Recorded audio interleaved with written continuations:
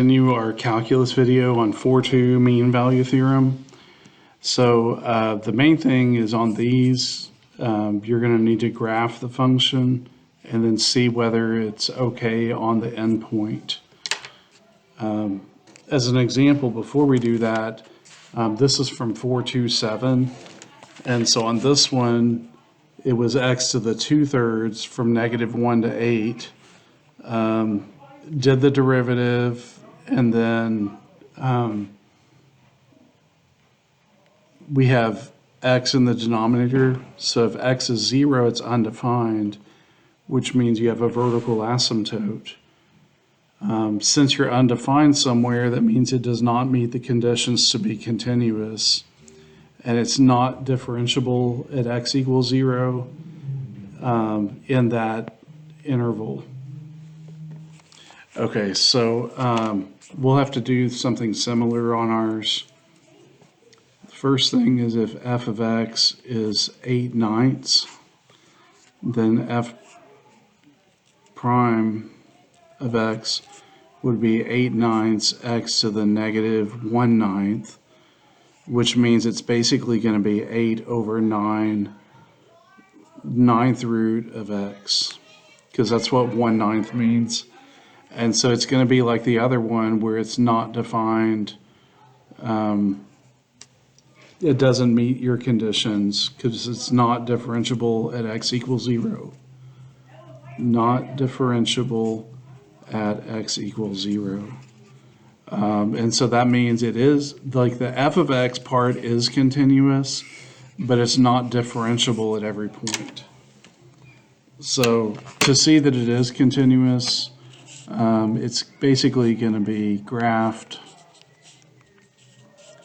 x to the 8/9 power. It's like that, kind of like the absolute value graph a little bit, but it's curved a little bit. Yeah. The more I zoom out, the more it's going to the side.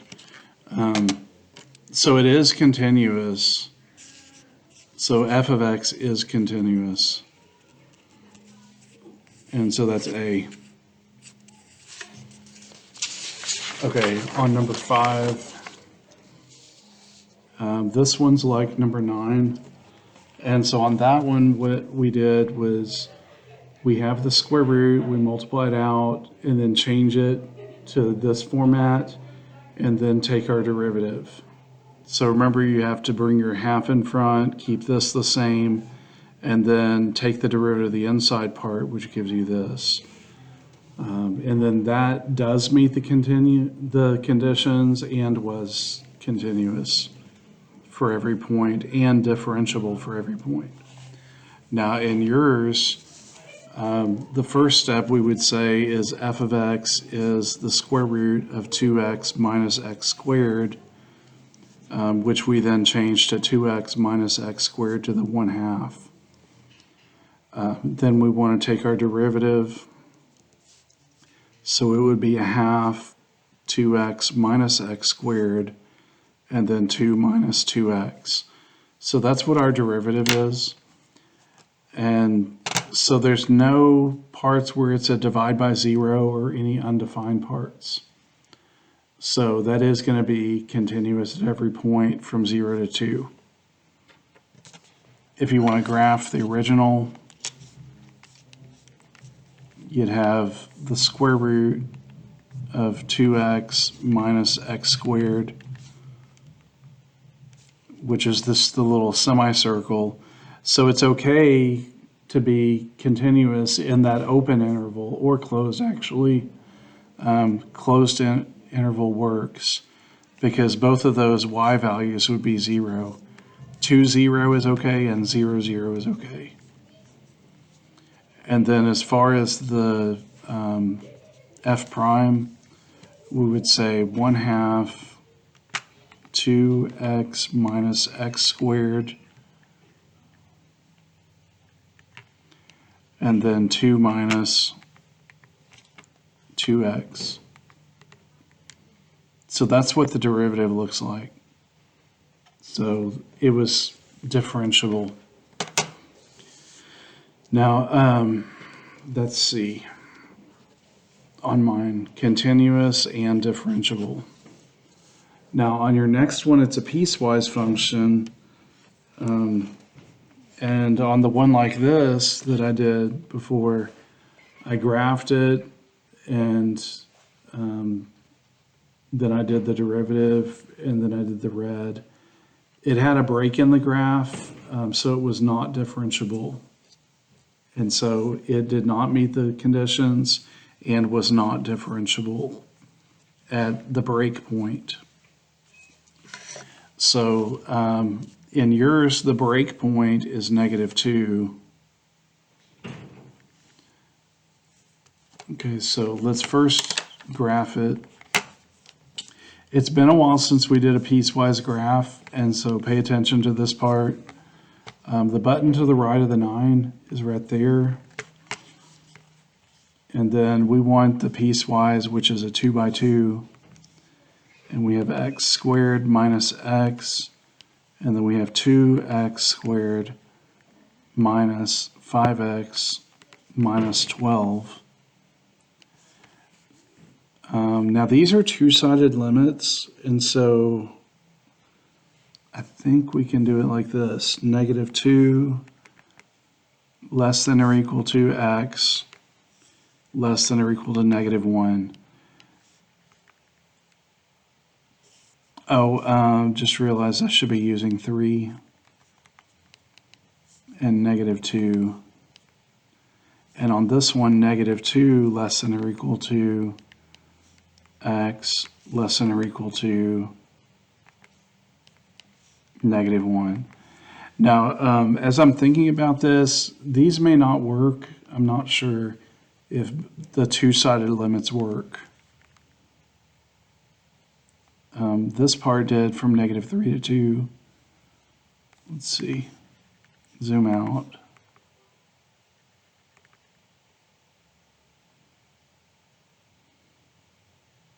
So there's our graph. Oh, all we care about is -3 to -1. So actually, if I change my window from -4 to 0, you can see that it did graph here and then it slanted at a different angle. So it did graph good. And it is continuous because the lines are connected. So it was like this and then this. So it's connected, so it's continuous. But it is not differentiable at a particular point, because for f prime, the top one would be 2x minus 1. The bottom one would be 4x minus 5.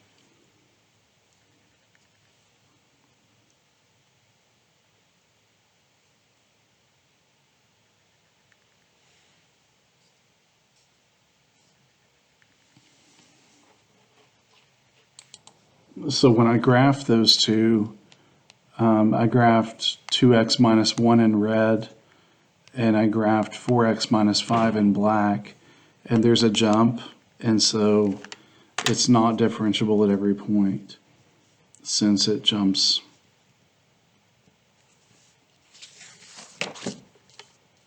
Okay, on number 7, show that it has exactly 1 0.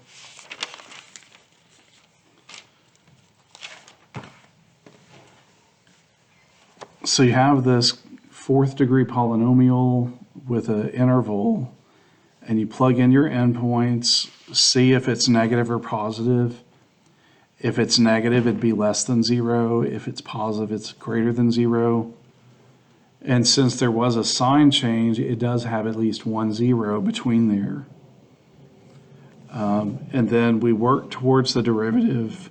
So we started with just the regular part, and then we had to cube every term. Oh, the derivative of this particular function, x to the 4th plus 3x plus 1, that derivative would be 4x cubed plus 3. And so the first thing they do is they cube every term. Negative 2 to the third power is negative 8, but negative 1 to the third power is still negative 1. Then you want to multiply by 4, so that's how it becomes negative 32 and negative 4 here with the 4, and then we add the 3.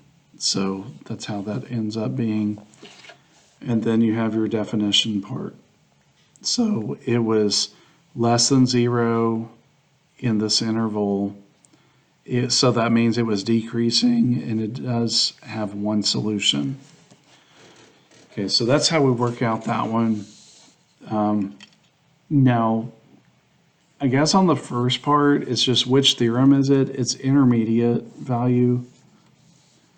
And then we want to evaluate at the endpoints. So f of a would be negative 1 to the fourth plus 5 times negative 1 plus 2. That gives you 1 minus 5 plus 2, which is negative 2. And for f of b, that's going to be f of 0. So that's going to be 0 to the fourth plus 5 times 0 plus 2, which just gives you 2. So that's how you get these two answers. And then they want you to do the derivative. And so if you have f of x is x to the fourth plus 5x, then f prime of x would be 4x cubed plus 5. Then it says, can it be 0 in the interval from negative 1 to 0?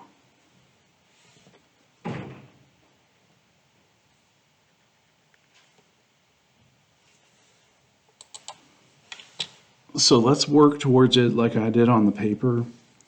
So if our endpoints are negative 1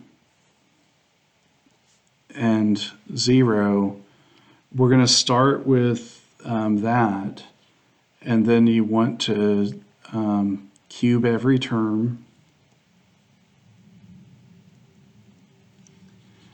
Negative 1 to the third power is still negative 1. 0 to the third power is still 0. Then we want to multiply by 4.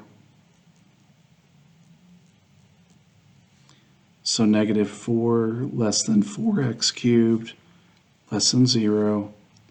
And then we wanted to add 5. So negative 4 plus 5, which is 1. 4x cubed plus 5. And then 0 plus 5 is really 5.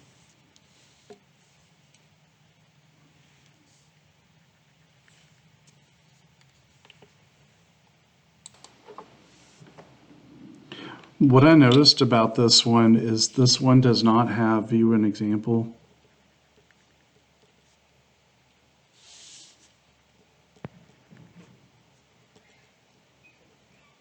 And so you're going to need to use my sample. And every time I went through this, these were no's. And then it is going to be at least 1, 0. Okay. So then the next one.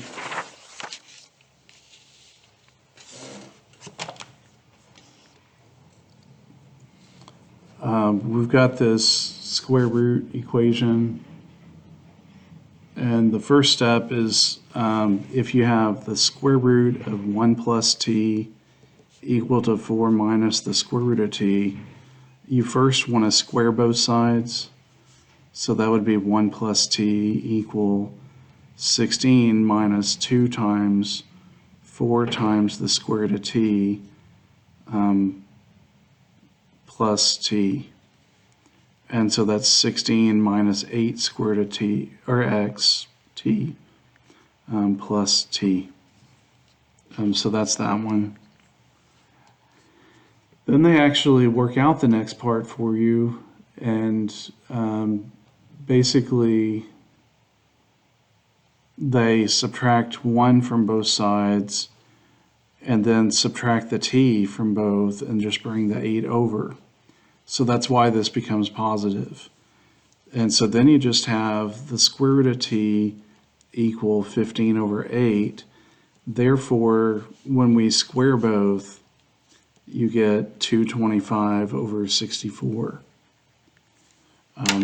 You could probably either square them individually or as a group.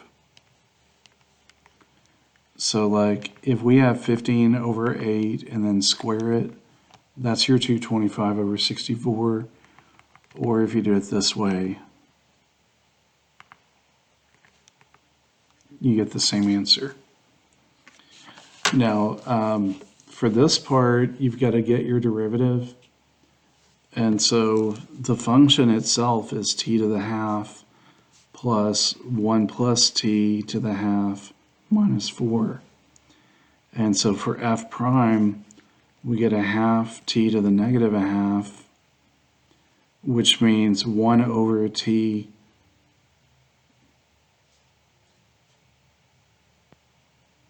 well, 1 over 2 t to the half. But it looks like in their example, they kept it up there. And so they have t to the negative a half over 2. So that's that first term. Then for this term, they say plus a half in front, keep this the same, and then times 1, and lower by power. So that would look like 1 over 2, 1 plus t to the half. But it looks like what they did is they just kept it as a negative exponent and put 2 in the denominator. And then the derivative of 4 is 0, so we don't need that. So that's how you get that one. And then it tells you that number answer. So notice when you're doing these, they actually show you some of your answers. So it does have a 0. According to Rolle's theorem, can there be another one? No, there can't. And then it just gives you your explanation. Okay, now for our next one,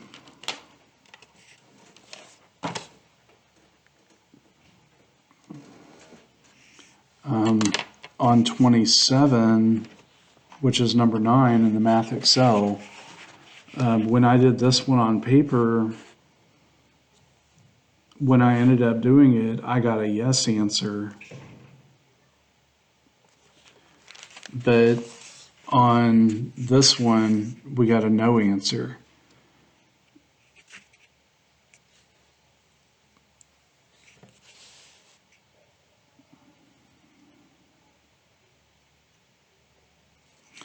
So the difference is, if it said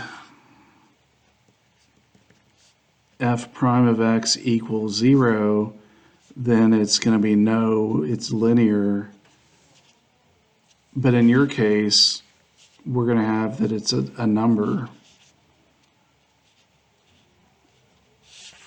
So that's the difference. So it's linear with slope 4 and the value is different. So I'd say in most of everybody's, it's going to be a no, but you might have a yes. And the reason is if your derivative is 0, that means you either have a minimum or a maximum. So that's something to look out for. Now on this one, find f of 2 if f of 0 is 0. Well, f of 2 would be 2 times 2, which is 4.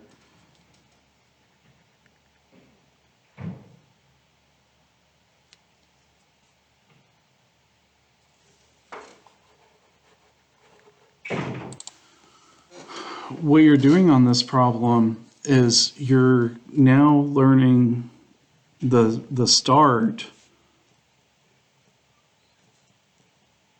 of integrals, integrals. So basically, if this is x squared, if this is 2x, then the 2 would go up to the top, like that. But would it have to be some number c. But any derivative of a number would be 0. But the derivative of x squared would be 2x, because remember, you go the other direction. They're basically inverses.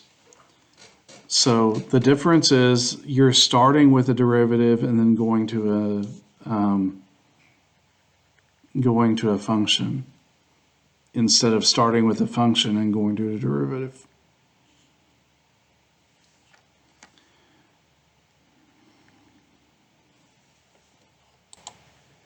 So basically, to guide you through it, f of 0 equals 0 means that g of 0 plus c is equal to c, and we have f of x equal to x squared plus 0, so f of 2 equal 2 squared, which is 4.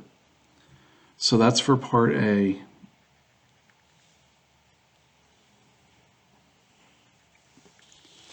Now on part B, we have f of 1 equal -1, which implies g of 1 plus c equal 1 plus c.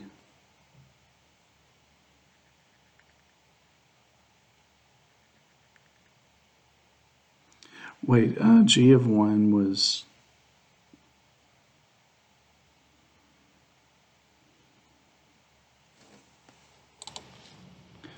Okay, on this part for B, what we're doing is f of 1 is -1 from here. And then you're going to say g of 1 plus c. So g of 1 is 1 plus c, and then set it equal to -1.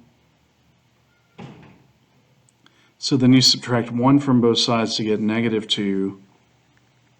And then you do x squared minus 2. And you plug in your 2. So 2 squared minus 2 is like 4 minus 2, which is how you get 2. So that's how that one works. And then for your next one, we're doing f of -3 equal 14.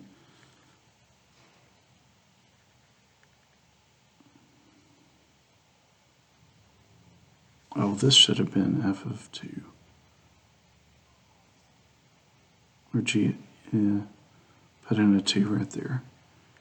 G of 2 equal 2. Okay, so if we have this, then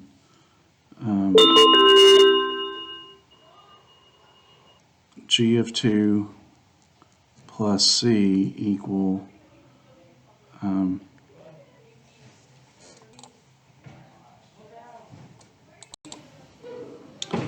so the g of 2 means 2 squared, which is 4.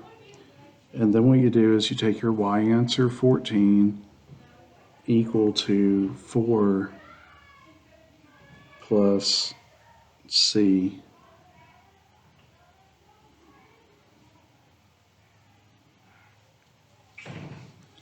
And so then we get 10 equals c. And then you do f of x equal x squared.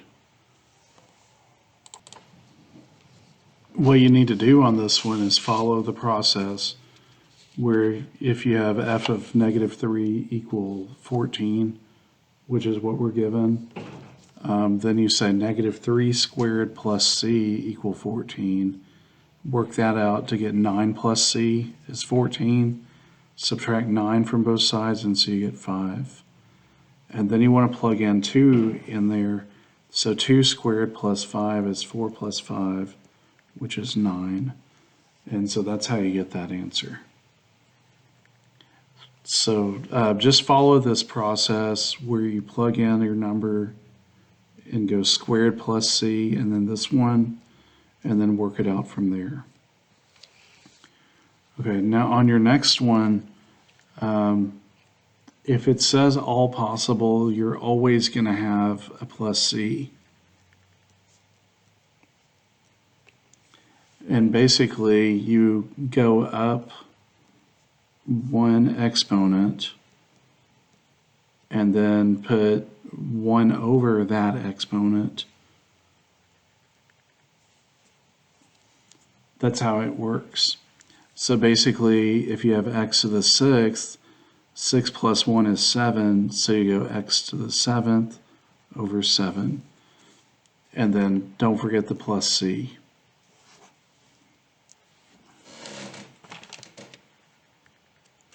So like on mine, if I had x, then you go up by 1 and get 2, so x squared over 2 plus c. And then if you have x cubed,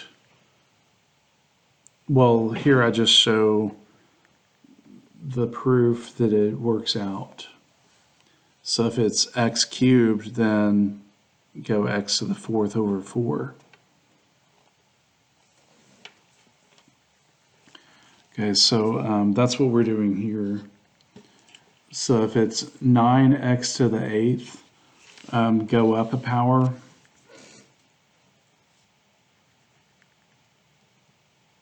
To 9, and then put plus c. Now to check it, you have x to the 9th plus some number is f, and then for f prime it'd be 9x to the 8th plus 0. So it does check out for these. Now for the next one, what you're doing is, that was for A. For B, we're going up a power, and then we have to have x at the end. Up a power to 9, and then put x after the constant term. So if this first part is x to the 9th, this back part is the constant, which changes to the negative 8x. And again, remember plus c. Now, again, to check it, f prime would be 9x to the 8th minus 8. Now on this one, so what we're doing on part C is you have y prime is 10x to the 9th plus 9x to the 8th minus 8. So for y, this would just go up a power. So that's going to be x to the 10th. And then this one's going to go up a power. And so that's x to the 9th.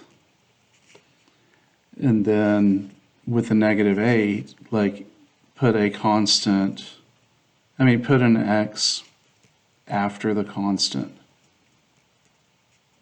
So that changes to negative 8x. And then don't forget the plus c. So again, to check it,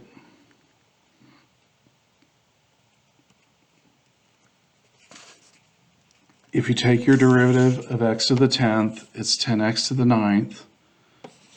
If you take your derivative of x to the 9th, it's 9x to the 8th. You take your derivative of negative 8x and you get negative 8, and then plus 0. And so that does all check out. So that works. So again, you're learning how to do your integrals, which are the opposite of derivatives. So derivatives goes like x squared turns into 2x. Integrals go 2x, and then it's x squared plus c. And if this were x cubed, it'd be 3x squared. But for this, if it's 3x squared, you just go x cubed plus c. So that's how they're related. So this one, you just put your x at the back and then change your sign and then make it over x. So let's show that. It's because if you have y prime is 3 minus 8 x to the negative 2, then y would be 3x, and then because you got a negative and a negative, that's going to go to a plus, and then that's going to be going up a power to x. So it looks like that. And then for this one, if it's 2x, then it goes to x squared, which is what this part is. And if you have a negative 5, that goes to negative 5x. Now, the only part we don't know about is about this point. So,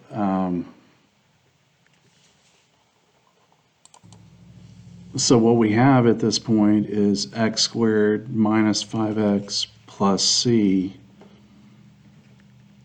is what y is, and then this is x, this is y. So we go negative 1 equal negative 1 squared minus 5 times negative 1 plus c. So that's negative 1 equal 1 plus 5 plus c. That turns into negative 1 equals 6 plus c, and then subtract 6. So negative 7 equals c. And because of that, you now put x squared minus 5x minus 7.